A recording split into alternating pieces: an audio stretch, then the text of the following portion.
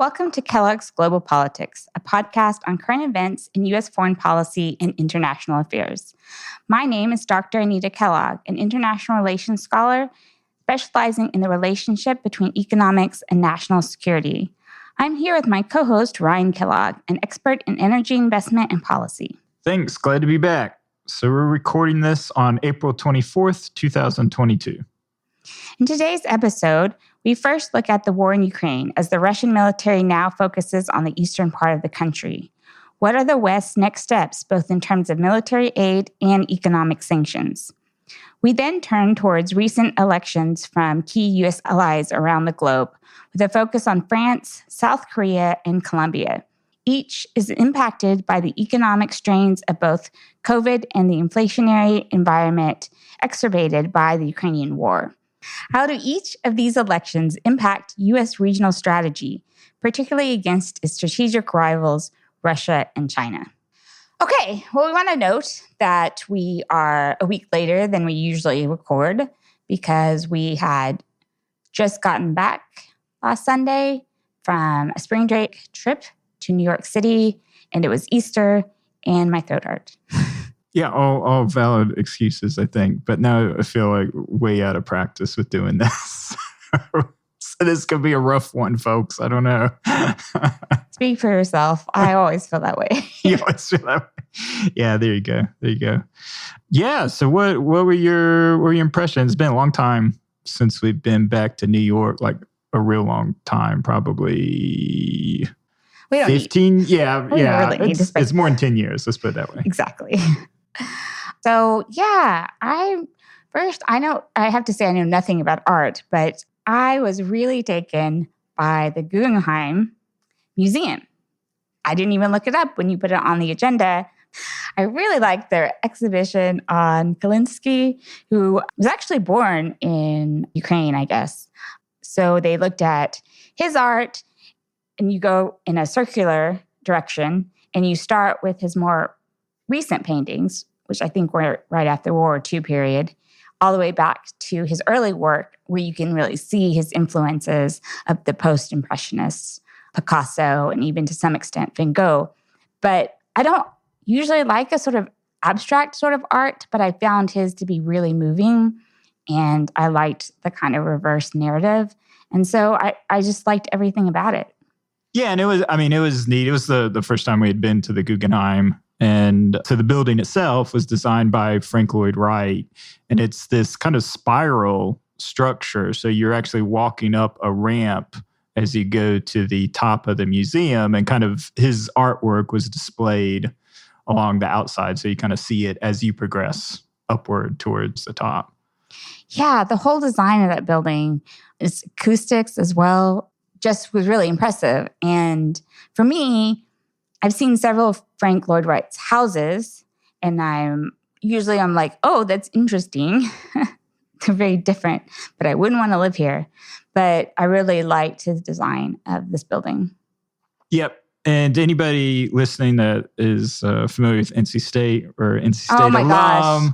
It did remind me, which they tore down, which is kind of a shame, but Harrelson Hall had a similar sort of oddball design with a ramp kind of spiraling up. I feel like it was probably inspired anymore by Guggenheim. Yeah. But I'm curious if there's a connection between the two, just because You should have looked that up. Well, if you're going to bring it up. That would require some amount of effort, and that did not happen. So, So what was your impression? Yeah, no, I thought I was prepared just because I think the focus probably from the last 5 years or so on New York is its deterioration of rising crime rates, of just general, is New York going back to the bad old times? And for the most part, I didn't see real evidence of that anywhere, despite the fact that, right before we went, you had a shooting in the Brooklyn part of the subway system. But that happens in big cities. So we didn't see that. But the big thing that did stand out was New York has fully embraced marijuana to an extent. And mind you, we have some experience with this just because we've lived in the Netherlands. We lived in LA. So these are both very friendly, very pro-pot, very forward, see themselves as like at the forefront of the pot industry. But here New York we're walking down the street. We just dropped off our bags at the hotel and we're going by, marijuana cafe.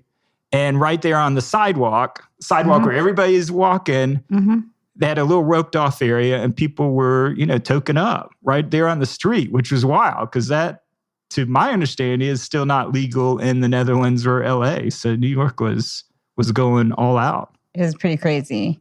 And then, you're walking along with your 9-year-old daughter and you're like, well, that's what weed smells like. And then she's like, what is that? Like, weed? What do you mean by that? And we're like, okay. Yeah, let's move along. But the fumes were really strong, I guess, because you're right there and there's more than one person. I don't know. Oh, yeah. Well, yeah, it was room enough for 3 or 4 people or 3 or 4 little groups to sit out there on the sidewalk and just... in a small space. Yeah.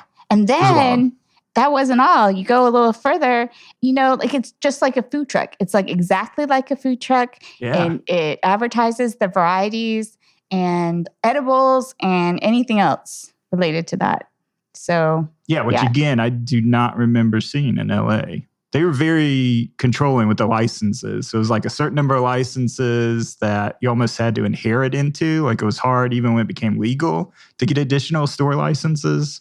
Yeah. So one thing I remember is going with a friend to the dispensary, but it was still really, the reality of it was still kind of awkward. And they didn't really like me being there because they didn't know me. And this is all after it's very legal. So in LA, it was totally different and still very closed. So it was a big change. Yep. So if anybody has any kind of background on how they evolved or happened, be curious to get some links to the articles explaining that, because that definitely stood out and was pretty wild. Anything else? No, I don't think so. I just want to complain that you made us walk 10 miles every day. And this was the first time that I could measure how far that he's made me walk in a day. We first met in South Korea. We were both exchange students. And we went on this trip to China. That was very much the start of our relationship because it ended up just being the two of us. And I knew he made me walk. You made me walk over 10 miles at least a couple of those days. Oh, yeah. Yeah, we covered way more in some of those areas, yeah. So, anyway. Well, you guys handled it like champs. New York's a walking city. We saw a lot. Becca didn't complain too much. I know. I mean, that our daughter kept up with all that. Yeah. She's a good walker. She's had to be, I guess. I had to take Sunday, though, to recover from all of that. All right. So, with the brutality and the war in this next stage focused on Eastern Ukraine, there's been a lot of talk, what else can the West do to have force Russia to negotiate, to withdraw. And so there is once again a lot of attention on sanctions. To begin with, I just wanted to follow up on kind of something that we emphasized more earlier. How do you define sanctions success? So a couple days ago, the New York Times editorial page published an article on can sanctions really deter Putin, and kind of briefly, not very well, summarize the history of U.S. and the West with sanctions and kind of pointed out that there's not a successful case in certainly overturning leaders or policy. That came just after a couple of days before that, there were a lot of articles just talking about how this really has hit the Russian economy very hard. And on Twitter, the debate became, so are we determining success of sanctions by the damage we're doing to the Russian economy, or should we be looking at it from the viewpoint of getting Putin to change the strategy in Ukraine? And sort of, I want to just go back to what I said before. I mean, the one thing that's a really unique situation is I don't actually know of another case where they were applied in the middle of a war or while a country was waging a war. But I don't see a lot of room for them to change policy. I mean, at the same time, you definitely can't go backwards. And I think even the newer sanctions packages are worth considering.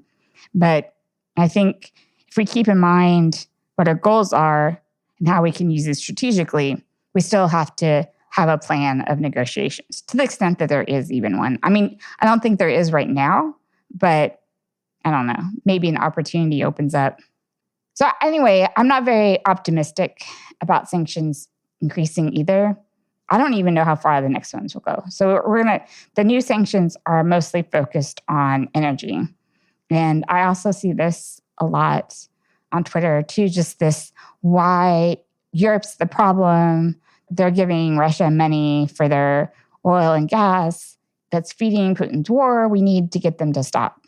Yeah, exactly. And I think it is. It's that when we've talked about this before, it's easy for the U.S. and other governments that aren't highly dependent on Russian gas and oil for their energy needs to, have these criticisms. But to Europe's credit, I mean, the fact that, when these sanctions began, there was a specific energy carve out, and it was a carve out because Europe was seen as so dependent on Russian energy needs that, it was going to hurt their economy far worse than sort of any impact on Russia. But it is being very seriously talked about now. They haven't begun the negotiation process because the key here is to get something that is palatable to all 27 members of the European Union. They wanted to hold off before the French elections, which were held today, and we'll talk about a little bit later in the podcast. But they have gone and essentially through these informal national level conversations that the EU has had to frame it, there is a general agreement on and have implemented a ban on Russian coal, which is the first time. They have a 4-month transition. Again, it doesn't have a huge economic impact, but it represents kind of the first phase. But the biggest key will be they're going to start with oil. Many countries, including Germany, have committed by the end of the year to end Russian oil imports. Other countries seem more or less committed to that. The only two standouts that are firmly against any energy sanctions beyond kind of coal that have been implemented are Austria and Hungary. So whether that scuppers or limits the deal significantly, I don't know. But then gas is really the big one. They're far more dependent on gas that's delivered by pipeline, which is far harder to replace. But that being said, the fact that they're talking credibly about it, that there seems to be a grounds up push from the electorate, again, because of the moral horror of some of obviously the atrocities committed by the Russian military. I think it's going to be interesting how the negotiations progress over the next month of how far they actually take it. Because I think oil is one thing. You can find other sources. It's obviously an extremely complicated supply chain. So shifting Russian oil at a discount to be imported into India, into other areas in Asia, and taking that oil, probably mostly from the Middle East, and comes into European ports where it's just kind of a switch, and Russia's damaged by the discount that oil gets, but it still comes to market. I want to push back real quick on the oil, and then I'll push back on the gas. So, I mean, the thing I hear the most is that, oh, that's good and everything. You're promising by the end of the year, but the war is now, and you're still paying the money right now. Yeah, what's the pushback? I mean, in reality, you can't. Okay, you can't do that. Right. I mean, the pushback is that's what people goes to. The first thing I was going to say is I'm not sure. Why do you think that this is really a bottom up pressure? I don't know that I find that true. I mean, I think there are significant protests going on in all European capitals, including Germany, specifically around the moral implications of importing in Russian oil that is directly feeding their war machine. So I think there is pressure there, and that I don't think Germany would be pushed to even talk about this unless there was bottoms up pressure from the electorate itself on these governments. Because we know it's not in their economic interest at all to make such a dramatic change. And let's be honest, a very, very short time frame. I know protest may not understand, but these sort of contracts and repositioning a supply chain as complicated as oil in a period of, we're looking at 8 months, is extraordinary. These are shifts that would take decades normally. I understand. I'm just saying, like, the people who want that are often just not, I don't think they understand the political realities of that. And I also want to say those German protests were, my understanding is they were largely about the decision for Germany not to send heavy artillery to Ukraine. That seems to have been causing a huge stir. Yeah, I think you've had a lot of protests for various reasons, but certainly one of the leading causes is the fact that you're continuing kind of these energy. Now, mind you, it's probably a lot, hey, why can't we just all switch to renewables, coming from Germany? But I think that the other interesting thing that came out was you had Daniel Yergin, who's, we've talked about before, kind of the preeminent expert on global industry or global energy markets. And he wrote an interesting piece in the Washington Post that really talked about, what's been missing to actually make this successful is coordination between the government and industry on a war-type footing. I didn't find that argument convincing.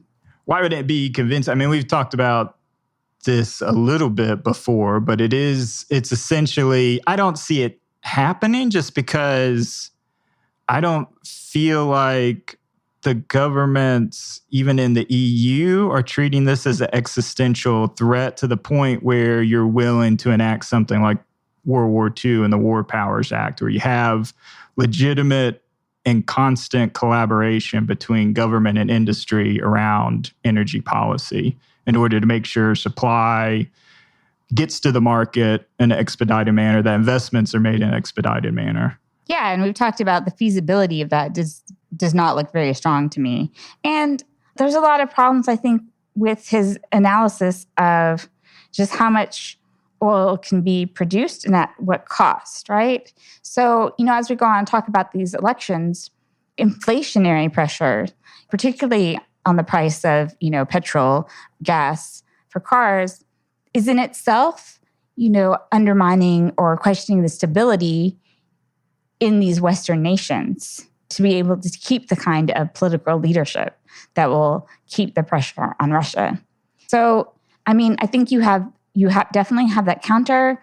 I don't feel comfortable with this, okay, all of a sudden this countries running these companies just barely short of state-owned oil companies. No, it would be nowhere near that extent. It wasn't even that extent during World War II. I mean, it is just government preference towards their contracts and maybe government financing up front. But otherwise, everything is still kind of in the control of private capital. They just have additional capital, so they're accelerating production forward. I mean, there's ways of doing it without well short of nationalizing it. I mean, that never happened in World War II. There's just still all the private oil companies are just taking government contracts and prioritizing those. I mean, I like that it's being talked about, and it may be the comparison against World War II is too extreme, but a greater collaboration around energy policy, if you actually think that this will help shorten the war, or if they're pushing for regime instability. You still can't do it in a time frame where you affect the Yeah, but all the analysis I've read now is this could drag on for years. This is going to be over by the end of the year. So if it's that case, and these sanctions are all designed to grind down the Russian economy, not really to have a immediately destabilizing impact. Well, I mean, that was what the controversy about has been this week is, this article, I cannot remember who wrote it, but that, well, despite what Putin is saying, that it really has hurt the Russian economy and that we can visibly see that, but whether that's enough. And I think the other assumption is, the other problem are people saying what is the long-term frame that will actually affect Putin's calculus? And I guess if you're assuming this war could go on for years, then I guess that makes some sense. But you would have to believe that the intensity would be the same. I don't think Russia can maintain this intensity. No, I don't think you have to. No, for it to go on for years, it would imply the intensity probably goes down from what we've seen. That becomes kind of a grinding set piece sort of battle. Now, I think the other dynamic of it is the West is increasingly, especially the U.S., has shifted in terms of the weapon systems that it's willing to provide to the Ukraine. So it seems like we're willing to provide more offensive weapons and artillery pieces to actually push back Russia. And that may change the dynamic of the war. But as is, from what, and there's a good piece in The Economist that outlined the fact that it seems like we're getting into a case where Russia is going to increasingly have difficulty resupplying its lost equipment and lost troops. So that also implies that we'll not be able to deal a decisive blow against the Ukraine in the East. And that's more likely to become more this grinding affair. In which case, yeah, the economic ability to wage war, to pay wages, to resupply equipment through supply chains becomes more of a factor. That reminds me of something else, like related to sanctions. Even if Europe is able to put tougher energy sanctions, one of the reasons why a lot of the world is becoming less unified on this issue is because they don't like the idea of sanctions to punish Putin. That was just something that different countries have been expressing publicly. Again, this was on Zakaria's This Morning show, and it was the Singaporean ambassador or diplomatic. Is it the way that it's framed as punishment, or if it's framed as to stop the Russian war machine? They think it's being done to weaken Putin. For regime change, as opposed to disable their ability to wage war against the Ukraine. Yeah. Yeah. I don't know. That may be a question phrasing, but yeah, I could see why you would be against it if it's just being framed as, oh, this is all about weakening Putin and regime change. They don't like the same. I think we have to keep in mind the more sanctions the U.S. puts on, the more the world is wary of it. Yeah. But I think these ideas for oil are very unlikely to happen. I think oil will happen. Gas will not. I don't see that. That's probably not happening. One other story when I was researching this was that there was a story by Reuters. Maybe it was first in Bloomberg. I can't remember. Bloomberg is gated, and I hate that so much. But the EU are trying to pay for gas. I guess that's what you're going into, with Russia only demanding it be paid in rubles, and that the sanctions won't allow them to do that. So they have found this way to get around that by paying in euros. It's a bit dodgy. So that's, also, when Europe is saying these things too, they're still prioritizing the need for this gas. Mm-hmm.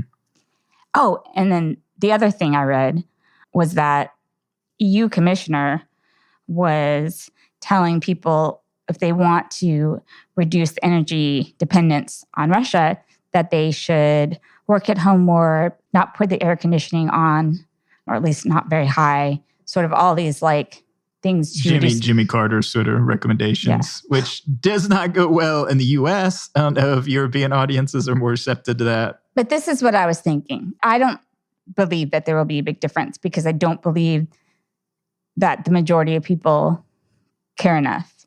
But it is sort of one of those things, I think, that, okay, if people cared as much as we think they do and putting pressures on the government, then this would make sense. It's something an individual can do, and it supports your conviction that your government should stop buying energy from Russia.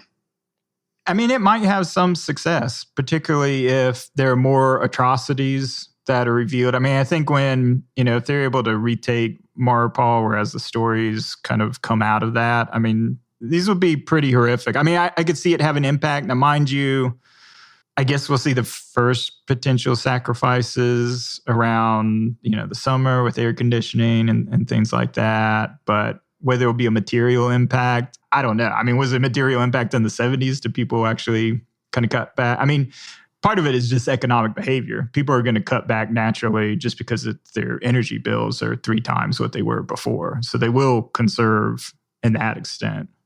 This is why I don't think it'll work because, and this is why I think of this, the bottom up argument, is that most people are horrified by the pictures, but they're not really interested in sacrificing higher energy prices or really anything. I mean, as we talk about the French election, I mean, those people voting in the French election, they didn't really care, right? I mean, they don't want to support Russia, but they don't care enough to make that. They just want to be able to buy gas at a cheap price. They want that more. I just don't see the majority. Yeah, and I mean, I think maybe the elite. I think it's the EU, and it's like you said, the elite coming up with kind of the policies to say, well, if you guys only did this, if you plebeians only sacrificed a little bit around your lifestyles, that maybe this would work out. I mean, I do agree with that extent. It's always a policy desperation, usually when conservation comes into the equation. Yeah, and it, like I said, it goes as well. You know, Zakaria was saying that about Saudi Arabia because he was like, we can't cut off Russian oil if it's going to increase inflation. Because inflation itself then destabilizes the domestic economies of the West. Yeah, definitely over long term. And if we carry out the thesis of that this is going to be a multi-year war, we have other major elections coming up. And the key to holding together the NATO alliance is ensuring that proto-fascist parties do not come to power anywhere in the major European capitals. So, yeah. Oh, did you want to say anything about gas? No, I think we covered that. There's not a lot to say around gas. I mean, the key part is that they're going into negotiations basically this next month. So it'll be interesting to see what agreement, if any, that the 27 member countries come to. Yeah. Elections. So I know that most Americans, and I assume a lot of our audience, have not just been paying attention a lot to the French elections and the South Korean elections and the upcoming Colombia elections. And the French ones have been more recently in the news. But I say this as that I had to intentionally seek out a lot of this information. So you don't have to. We are going to discuss what the election results in France and South Korea and what is going on in the upcoming elections in Colombia. Mm-hmm. Yeah, so we'll start off in France. And I think this one is probably the one most familiar to our U.S. audience just because of the Russia-Ukraine war and how key it is to hold together the NATO alliance. So this was Emmanuel Macron's bidding for a second term. He had, of course, arisen in 2017 after forming his own centrist party coming out of the liberal, I think, socialist party at the time, and basically pulling together the center-left and the center-right into kind of this unique La Marche party, kind of took Europe by surprise. He was kind of a wunderkind in terms of very young investment banker type guy who said he's going to reform the French economy, make it competitive for the 21st century, and had a pretty significant parliamentary majority too in order to implement his policies. Now, mind you, a lot of things kind of happened those years between kind of COVID. Well, let's talk about them a little bit. Yeah. Just kind of briefly, one of the things that people voted for Macron is they believed that he was actually going to address inequality, which is a consistent economic issue in France. And so there was a lot of pushback in the very beginning in 2017. There was a couple of different policies, but the one that stuck out in my head the most is that he was going to increase the tax on diesel for environmental reasons. And this was seen as a very elitist, out-of-touch move and, wasn't considering the people outside of the urban cities that have to just drive to get to work. So this actually caused him to go on a listening tour. This was one because the backlash to that was so severe. Yeah, I mean, that was when you had all the yellow Yes. vest, yellow jacket. I don't know the French term.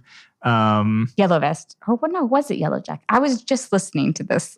So if you want to know more, the Daily is a podcast from the New York Times, and they did it covering all these issues. I don't remember now what it was called. It's terrible. Yeah, you took French. You should know what yellow jacket in French means. I'm kidding. It was a big... It was a while ago. It's like, yes, you're a high school, college French. Let's talk about your high school Spanish. Oh man, let's not. So I guess the inequality issues have really hurt him economically. Yeah, and I'm kind of surprised that they ever thought he would deliver, because my understanding, coming in was that he was going to finally take on kind of the labor market reforms that France needed, that the UK and a lot of other European countries had implemented. The other things he was talking about was increasing the retirement age, making it easier around the labor market to dismiss employees so that young graduates would have more of a chance. He had a very much more entrepreneurial focus on building up the tech sector within France. I'm not surprised, again, coming from an investment banking background, that all of this is going to be traditional, classical, liberal sort of policies on the economic front that he was trying to implement. So I think especially young people have benefited from that increased job opportunities. And I don't think there was protest for some of those policies as much as you would think, but because of gas and inequality. Yeah, that was the thing, because he's trying to balance the climate change and kind of from the green parties in order to, increase the prices and then pay more for renewables. But yeah, there's a considerable rural population in France that's dependent on even though there is an excellent public transport, it doesn't cover all of France. Oh, yeah. Yeah, so it led to this populist revolt. And basically going to this election, we're sitting here on the... They were so nice to finish up the election just hours before we started. Oh, yeah. That was very considerate of them. Yeah, it was very considerate. So Macron has been successful in winning after his... a lot of hand-wringing over the past week. There's a lot of panic, I think, in all the columnists and particularly, I didn't get to finish the issues, but particularly the fact that Le Pen said that she wanted to pull back Russia's military contributions to Ukraine, and she wanted to put pressure on NATO for a peaceful resolution. Right, yeah. And so a lot of the hand-wringing was like, well, this will disrupt the EU's able to put any other sanctions package. We'll just disrupt this whole unity. And France is one of the biggest economies in the EU. So there was a lot of concern about that. From what I was listening to, she was definitely the underdog and she would have to come from behind. But I got the sense that people were like, yeah, she probably won't win, but, what if? We didn't think Brexit was going to happen. We didn't think Donald Trump was going to happen. And I think after those two things shocking the whole Western world, that I think these things are taken seriously.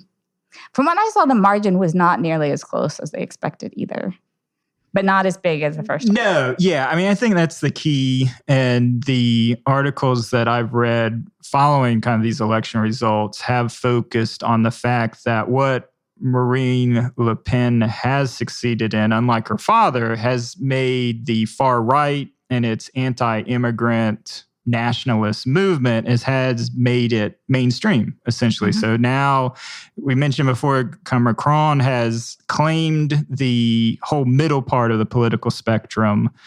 So now you have fringes both on the left and the right. But the fact that Le Pen, whose brand was pretty close to just being neo-Nazi fascist, has now made that fully mainstream, and that she's able to capture 42% of the national vote is significant still. So but to be fair, she moved away from a lot of that extreme rhetoric, and even this time campaigned without Le Pen. She just was campaigning with Marie or M, and so she's also tried to distance that. You still know what you're getting when you're... you're voting for. Well, so that's what some people have argued. But if you just look at it straight up and how people perceive it, then, she taps into increasing frustration and inequality, and inflation will do this too, about immigrants that we're seeing everywhere. This idea of national identity. So that's what I really got from reading and listening about her, is like, we need this French national identity. And people tap into that. We've just seen that becoming increasingly focused.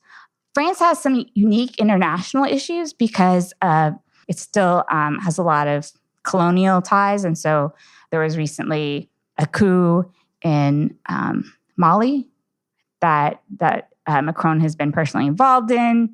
So there's a lot of immigration directly from these African Muslim ties that create some unique issues, right? So it's not just like when you have Syrian refugee flows, you have a lot of flows from these former colonies.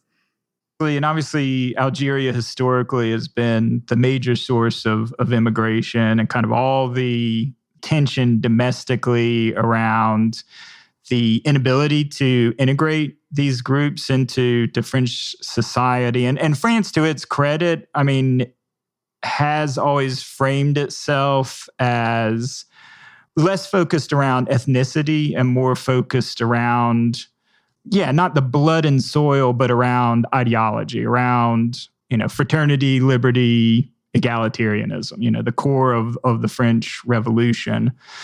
It has greater ability, I think, to integrate these populations. And that's kind of the difference. And of course, that's not shared. I mean, that's why 40% did vote for Le Pen, because it is tied to a blood and soil, and only white people, essentially ethnically native to France, can be true French. But then you do have this more open, classical liberal idea that it's the ideology and the ties and integrating these people within society. But France hasn't been successful with that, because you have these slums that exist, like in the outskirts of Paris, where immigrant populations are isolated from the culture. They don't have the economic opportunities, don't necessarily learn the language. But listening to all the different issues, I really think it was about economics that gave her the support. Yeah. And it was definitely disaffection with Macron. So, a couple of interesting things, had very low turnout. And that was supposed to favor Le Pen, but it didn't.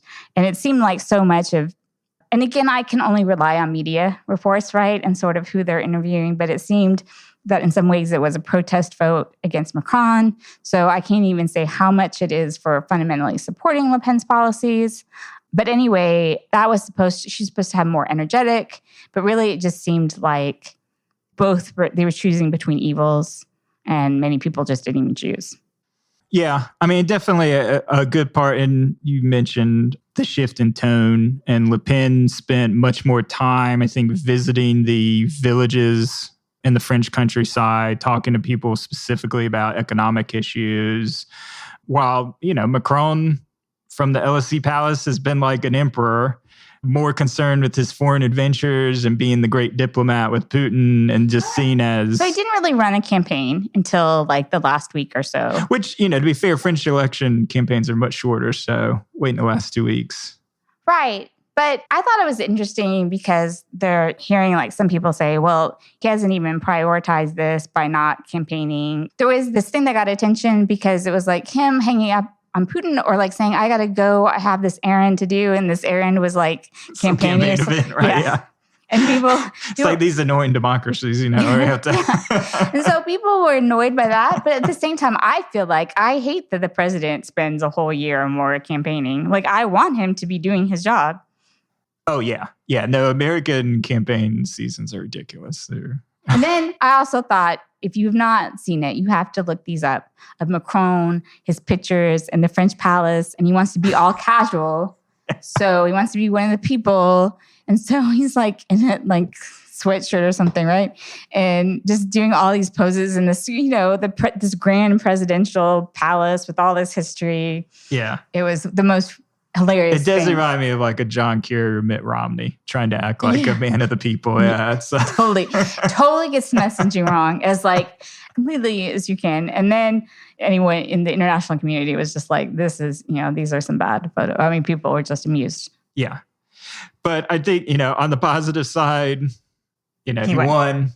It's a good result. I think we've covered France, right? Yep. All right. So ones that are been less given attention to, South Korea. And as preface, this is not why we covered it, but this is where we met many, many years ago. That's right. Yeah. So we have a long history with South Korea. On March 10th, the South Korean elected, I'm going to mispronounce the name, but Yoon Suk-yeol from the Populist Conservative Party, replacing President Moon Jae-in. He has no political experience, but he was the prosecutor of the former conservative president Park. So a lot of the issues, one of the biggest economic issues was housing prices. And that has been a huge crisis in Korea for quite some time and not made any progress on that. The president, Moon, inequality, continued inequality, the sense that the economy is not that great, young people having a hard time finding employment, which also sort of led to something we don't have time to get into that much, but this whole very anti-feminist movement that is happening in South Korea, where men feel like the promotion of gender equality is reducing their opportunities for jobs. And the current president, Yoon, was supportive of that movement. Yeah, I mean, I think he really tapped into the energy around, particularly with young men being a very hyper-competitive environment in Korea, particularly around Seoul.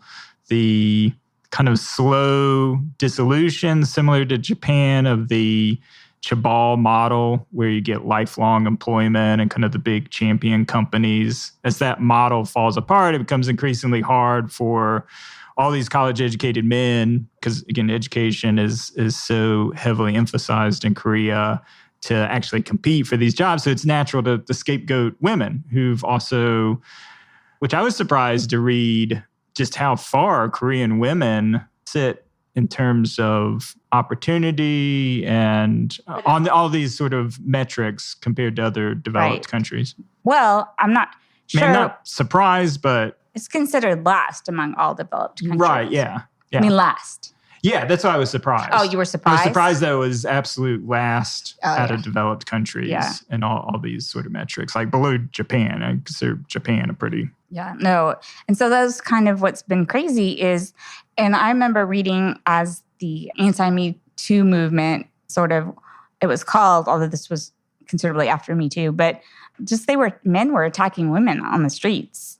And, and I was thinking one of the significant problems South Korea too has is that people are not getting married and having children, right? And a lot of this in Japan has to do with gender inequality and women not wanting to maintain traditional roles where they just stay at home and their husband plays golf with their boss on the weekends and comes home midnight. I mean, I know there have been some reformations to the work culture, but... Yeah, it's definitely that. And it's the expectation for men, one, to get those long-term stable jobs and then to save up because they don't have the mortgage system like you do in the West, actually save up and purchase housing as part of the condition to raise a family and have kids. And when the average price of apartments in Seoul is now across $1 million, that's way, way outside of the average income of, well, anybody working in Seoul. But yeah. And, COVID, like everywhere else, has caused inflation in South Korea significantly, has, hurt the economy. So all these things come down. But the other thing I was really struck by when I was reading about it is that neither of them were liked at all, that it was the narrowest margin in any democratic Korean election. It was a very slim margin. And I think it really was kind of summed up in one of the articles, one voter said, you choose who you hate the least. But both were hated, but you just choose the one you hate the least. And, that seems like a lot of somewhat themes in Western elections, including Japan and South Korea, because, you have just the total apathy in France. And I think, you have a lot of apathy in U.S. elections as well. You certainly did in the 2016 election. And I feel like there's just a lot of disaffection, probably didn't say that right, but with the economy and these other issues, and the sense that no one is making it better. And one thing that you see in South Korea constantly is going from these conservative governments to a more liberal one. And this seems like practically every other year in elections, or sometimes they get 2 terms and after that. But this actually creates like a really swing in policy towards North Korea. So President Moon had been taking very conciliatory gestures to North Korea. And as he left, they exchanged personal letters. And he had been against some of the military. I think he withdrew from military drills with the United States. The new president is very militaristic and very strong on North Korea. We started military drills right away. But a lot of people are making this swing significant, but I just think we keep seeing this. Yeah, I think it's hard to read too much into kind of the back and forth. But I think it is the overall condition that you see in many democracies now, where you'll have split control often between kind of the legislative and executive branches. And yeah, you'll see the swings in foreign policy, but in terms of actually getting legislation through that makes a material impact on people's lives to make it better, it's just not happening because the systems are gridlocked in a lot of countries, frankly. Yeah. So, I mean, I think we always talk, we're Americans, right? So we're very concerned about our own domestic politics, as we should be. But maybe we should have at least some attention on this gridlock that is happening more generally and what it means. And I think the gridlock thing too, we focus on the populism, but we're not focusing on the gridlock part of it and whether these institutions are really holding up in this era. No, I think that's the struggle, and that gives rise to these populist movements, because if people don't see a material impact on their well-being from these policies. Now, mind you, sometimes, like we see in the US, it's not always tied to material. Mm-hmm. It's more kind of a cultural buttons that are pushed, that your material well-being is actually very good, like for certain class of voters in the US. But in cases, especially like in South Korea, where, this has been a long-standing problem that has really ground down younger generations of Koreans. Mm-hmm. Definitely. So finishing up with Colombia. Now, we spent some time in Colombia. I can't even remember what year it was that we were there in person. I did some field work for my dissertation, and Colombia has been unique in South America in the sense that it has not had a left government. It's been pretty centrist. So, Uribe was the first time they sort of had not like far right and sort of the Trumpian, but he was more antagonistic language. But now that's kind of delegitimized to some extent because he's in all kinds of legal problems. And then his successor is the current president, and he is the most hated president in history. And part of that was him actually using the military to shoot protesting Colombians. Right. Yeah. And that never goes well in a democracy. Yeah. It's kind of shocking. So there's actually a very good chance that Colombia will actually have a true left president. Yeah, which is pretty extraordinary, because the thing with Colombian politics and Colombian society in general is there's a high level of cohesion amongst the elites.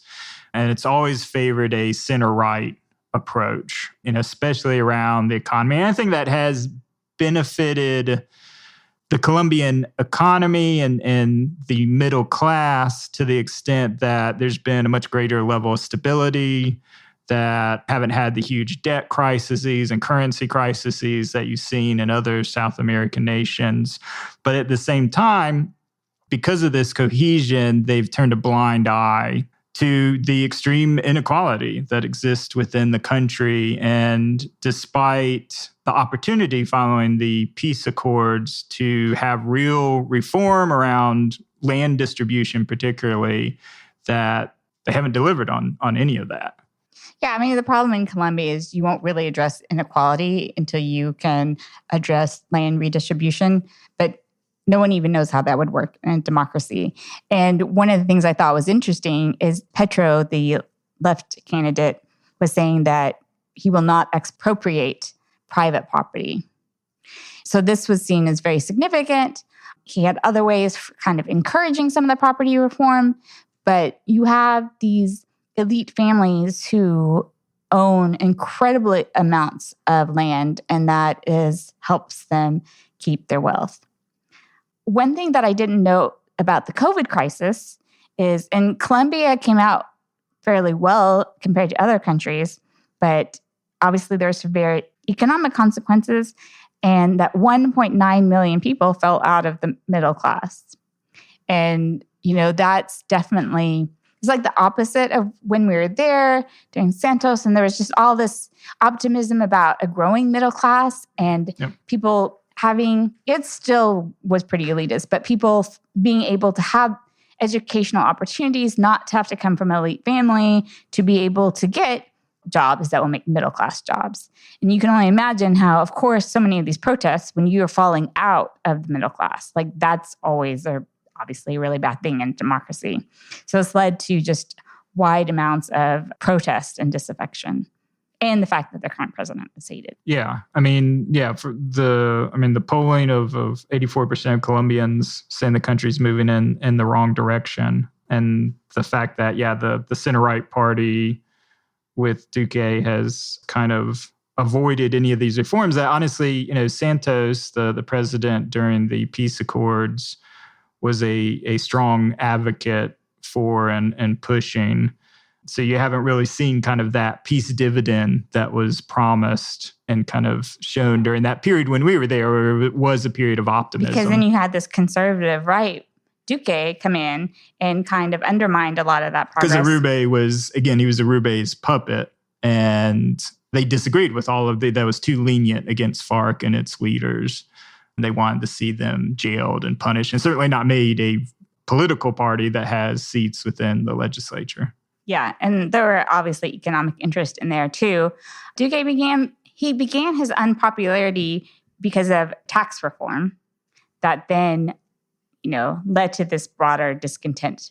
And again, he used the military or the national police, I think it was, to fire on Colombians protesting. Yeah. So Petro, just his background. So, he is an interesting figure because he was, in his younger days, a Marxist rebel of the M19. M19. So he's actually a leader within M19 who has since been mayor of Bogota. Is that right? Yeah. For a number of years. And he's run for president for 3 times. But just this level of disaffection has really resonated. And it seems like, he had a tremendous lead in very early polling that shrunk somewhat, but he has what looks like a fairly commanding lead going into this election in May. And like you mentioned, he's had to back off of and actually, had to sign the accord on not nationalizing any industries because there's just this fear because Venezuela has always been held up as a boogeyman by the right to scare people from voting anybody left of them. That's why he's had more success, because that boogeyman becomes further and further in the distance. And with COVID and dealing with so much immigration, like I think at least 2 million immigrated from Venezuela during their economic crisis and COVID. And I think that's changed, a lot on, okay, he's going to take us down a socialist reform. But it's also, too, in the context of what a lot of people worry about as a red wave in Latin America, where all these countries have elected leftist presidents. And along with Colombia, Chile has been the other country that has resisted a leftist government. And they just recently elected a leftist president. Yeah. Which is even more historic than Colombia. Yeah, absolutely. But I think the key here and the point I wanted to make, I look as Peru as kind of a comparative example, because certainly during the time period we were there, they were always held up as, hey, these are the center-right countries. They're both pro-U.S. They have a pragmatic U.S.-trained group of technicians that have run generally tight fiscal policy oriented towards modest growth and low debt holding and very private market. Peru has not had that consistent record. Not as consistent, but still pretty consistent over the previous decades. So they had an election last year where they elected, unlike Petro, who has a pretty significant time, within the political environment, both as we mentioned, the Bogota mayor and then now a senator, Peru elected a novice. So Pedro Castillo, that's been a disaster. But part of that, what I wonder is, both of these, I don't know the situation in Chile, but very likely that Petro in Colombia will have a legislature that is either split or is in the opposition party. So his ability, even though the presidents are fairly powerful in terms of ability to implement executive order, but passing this sort of economic legislation, is there very much that change that he'll be able to do without that legislative majority? To your point, in general, the leftist trend in South America does not seem to be like the previous red wave, which brought in, huge majorities in the legislature. Yeah. Well, I mean, like Chavez, very corrupt leadership and just import substitution. So, ending any sort of free trade, right, and having very restrictive trade policies is one of the things they were most problematic. Also, I just want to say in Brazil, their former left president, Lula, is headed to win. It looks like he's the front runner for their election as well. I mean, so for the very first time, all Southern American countries could be run by leftist presidents. This isn't the old left. Petro has made it, very clear, like, I want a new left, that is not on this extremist side. But if he carried out his campaign promises, one of his promises is no new drilling, no new energy projects, which I don't see that being economically I see feasible. that as zero traction. At a time of high oil prices, when your economy is wrecked, that you're not going to pursue the natural advantages that you have to get that additional revenue. And fine, invest some of that extra tax revenue you get into renewables, that's fine. But to not exploit that now, that's crazy. That was the craziest thing I saw, but that's his campaign promise. And I just thought, in some ways that's different too, because the former left, had to exploit any sort of energy resource they had because they were redistribute that. Yeah. Yes, because they were paying. Import substitution is actually very expensive, and to pay, that's why they had huge debt crisis. Yeah. And we're running too long for me to explain that directly, but the left seems like trying to avoid that. But there is still significant changes in policy that could affect its relationship with the West and the growing influence of China in Latin America. Yeah, I think that'll be the most interesting thing. I think it'll be positive for the South American people if the leftist party is more constrained in terms of its ambitions and kind of stays away from the socialist side of it and does more the New Deal, hey, let's redistribute some of these gains and build a middle class. But I think we're also a little bit, if we think that's exactly what the left is going to be like in South America. Well, how many times do they have to be smacked down and go between kind of these? Because too much. But that's the instability of the rest of Latin America, is this constant swinging between. So they've gone from liberal to they almost go all together. And teaching Latin American politics, would be like the third swing, because they've done this before. They've gone conservative to far left to conservative to far, I don't know. I think this is the third swing. And it's never included Colombia and Chile. Yeah, I think it'll just be interesting seeing that dynamic, because the interesting thing with Colombia too is you actually have, now the legislative branch doesn't have a tremendous amount of power, but the fact that you have a robust enough judicial system capable of, they haven't quite prosecuted. Well, he's been on trial last time. He's been on trial a lot, and he was checked against taking a third term. Yeah. So you do have a stronger democracy in terms of a balance of power between the three branches. And I feel like Brazil, maybe under Bolsonaro, that he wasn't getting, that he lost some seats, in some of the midterms elections. So there was some blockage there. So it'll be interesting to see. I'm not sure the left will be capable of advancing kind of a more radical regime, and they'll be forced to have a more pragmatic sort of approach. Right. So I think to a certain extent, you're right. I mean, I think if history is any guide, then neither side policies have worked out very well. That's why they keep swinging back and forth, because it's like, well, this didn't work, so let's go to the opposite extreme. And I do think maybe you won't see as far extreme. I do think it might have a big effect on foreign policy. I think there's, you already see a lot of increasing interest in working with China, as the Argentinian president going to the Olympics and having that meeting at the same time Putin did with Xi. I bring this up all the time in the meetings I'm at about Chinese foreign policy. This is going almost completely ignored. And this will allow China to have even more strong influences. And to the extent that, the war on Putin has stalled out some of the BNI projects, Argentina signed a deal to become part of the Belt and Road, which they're extending that into South America. And having these leftist governments are going to make them more receptive to that, I believe. Yeah, I agree. I mean, that's where, the presidents have a lot of power. Yeah, I could definitely see that strengthening, which it makes it horrible that the U.S. and the Biden administration seem to have no policy and no focus on South America at all. What happened to the Monroe Doctrine, people? This is supposed to be our hemisphere. It's just going completely unnoticed. Not that long ago, SACE shut their Latin American center down, or South American Studies. I think it was Latin American Studies. I don't remember what the name of it, but it was closed just a couple of years ago. And the fact that we are closing those sort of institutions in academia or in policy circles means that there's not people there doing the research to be even saying, oh, this is what China is doing. I mean, I just get the sense that, okay, we have all these big problems. Who cares about Latin America? I mean, the U.S. seems to only care about a border crisis.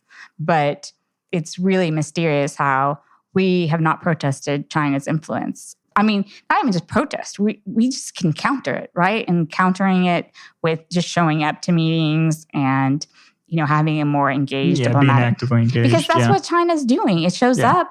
It's changed a lot of votes over the years on Taiwan and these countries by doing things like giving them loans, helping build infrastructure. And a lot of people will say, oh, well, these Chinese things aren't, they're doing it for themselves, or they're not going as much money to the common people. But if it's going to elites, right? I mean, if it's corruption or whatever, someone's benefiting in these countries. And that's what's important to look at. Yeah, exactly. Well, we've gone on for a long time. We have, yes. But once again, I just want to say, this is our 10th episode. I think I forgot to give my enthusiasm at the beginning. So 10 is a pretty big number, because only a small number of podcasts get to 10 episodes. That's right. Yeah. No, it's exciting. Yeah. So congratulations to the show. Yep. And, hopefully we appreciate any of the feedback that we've gotten so far. It's been real positive. To incorporate that, and it keeps us going. Yeah. We really highly hope you will recommend the show to other people in your life, because the also key to maintaining a show's longevity is to have people listen to it. That's right. That is very important. So we want to continue to grow that over time and keep, the level of engagement and enthusiasm going, because we are doing this for free. It's our passionate interest. That's right. Well, I think this brings us to the end of the episode of Kellogg's Global Politics. You can visit our website at www.kellogg'sglobalpolitics.com and follow us on Twitter at Global Kellogg, or me, AR Kellogg. You can reach us by email. So Anita at kellogglobalpolitics.com, and myself, Ryan, at kellogglobalpolitics.com. As always, please see the show notes for any of the articles that we discussed in this episode, and leave a rating and review on your favorite podcast provider. Thanks. Thanks, everybody. Bye.